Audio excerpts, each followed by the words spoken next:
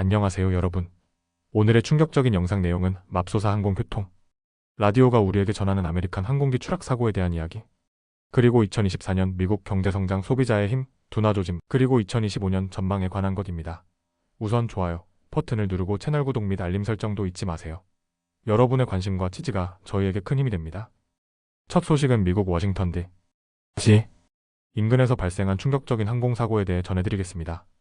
월스트리트 저널 보도에 따르면 지난 수요일 저녁 아메리칸 항공 소속 bombardier 제트기와 미 육군 블랙호크 헬리콥터가 공중에서 충돌하는 비극적인 사고가 발생했습니다. 이 사고는 왜 발생했으며 어떤 상황에서 일어난 걸까요? 지금부터 하나씩 짚어보겠습니다. 첫째, 사고 개요 군 헬기와 민간 여객기의 공중 충돌. 사고는 미국 워싱턴 DC 근처 로널드 레이건 워싱턴 내셔널 공항이야 레이건 공항 접근 과정에서 발생했습니다. 미 육군 블랙호크 헬리콥터는 훈련 임무를 수행 중이었고 아메리칸 항공 5342편은 캔자스주 위치타에서 워싱턴으로 향하던 중이었습니다. 공항 관제사는 헬리콥터 조종사에게 여객기를 시각적으로 확인한 후 뒤로 지나가라고 지시했지만 과연 헬기가 이 지시를 듣고 이행했는지는 아직 불확실한 상황입니다. 결국 두 비행체는 포토맥 강상공 20만 400피트 약 6만 120m 지점에서 충돌했고 여객기는 착륙을 불과 몇 초 앞둔 상태였습니다. 둘째, 긴박했던 관제소 교신 맙소사. 사고 당시 항공교통 관제 시스템의 교신 기록이 공개되었는데요. 관제사는 헬리콥터 조종사에게 아메리칸 항공기가 보이느냐는 질문을 했고 뒤를 지나가라는 지시를 내렸습니다.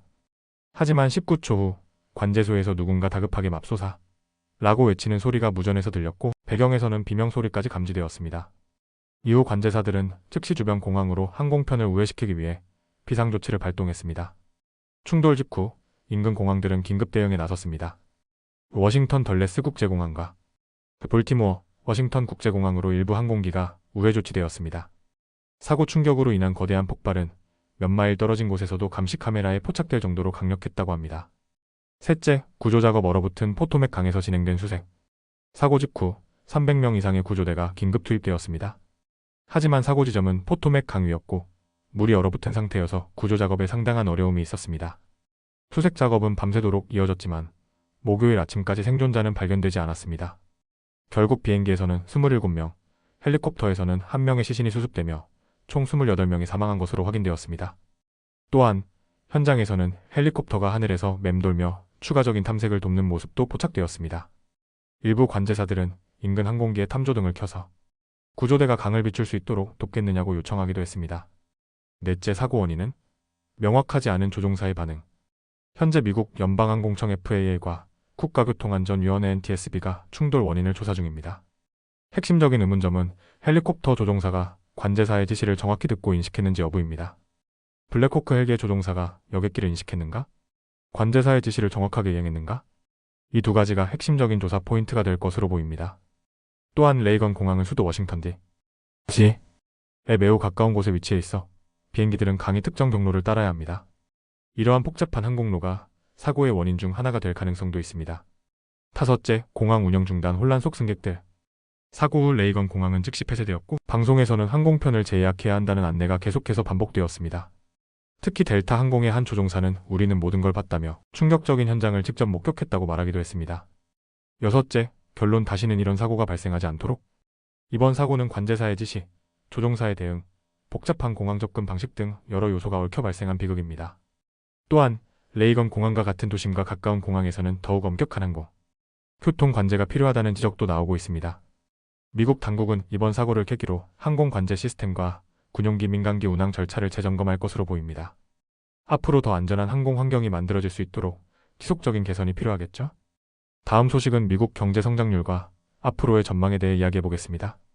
월스트리트 저널 보도에 따르면 미국 경제는 2024년 한 해 동안 2.5% 성장했지만 4분기에는 다소 둔화된 모습을 보였다고 합니다. 그렇다면 미국 경제는 왜 성장했고 왜 둔화 조짐을 보였을까요? 그리고 2025년에는 어떤 변화가 예상될까요? 지금부터 차근차근 설명해드리겠습니다.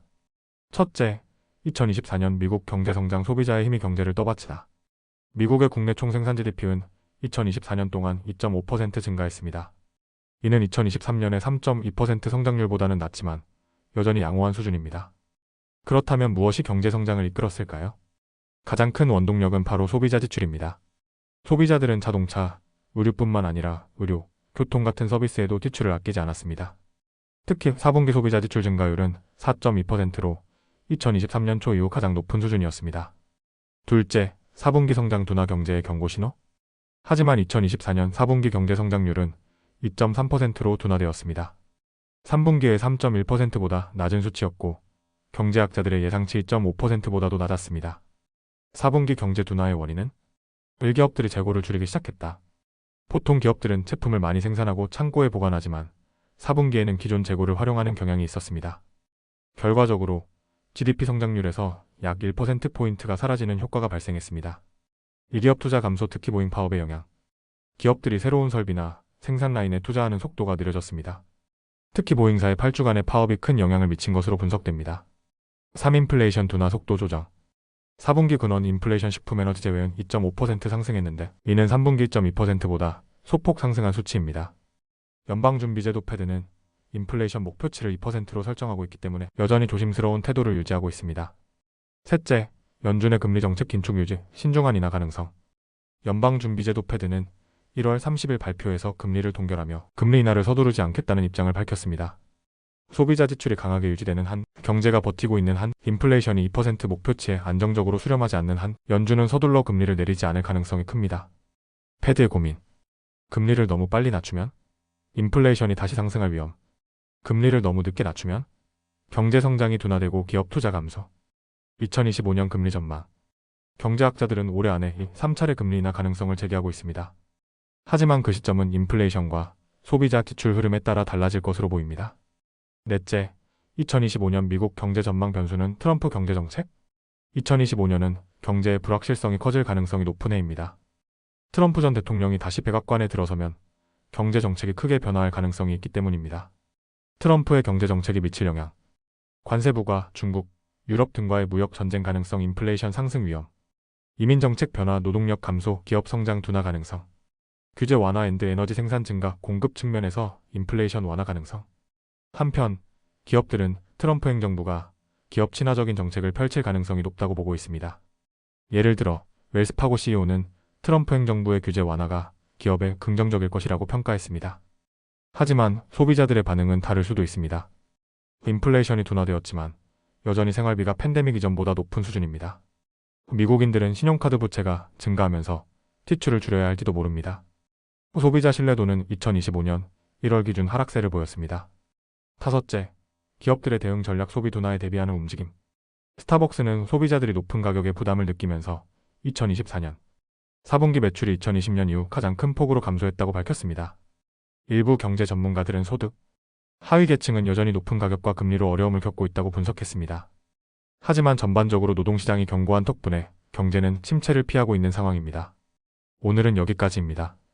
다음 영상에서 더 유익하고 흥미로운 내용으로 찾아뵙겠습니다. 이 영상은 투자 의견이 아닙니다. 매우 감사합니다.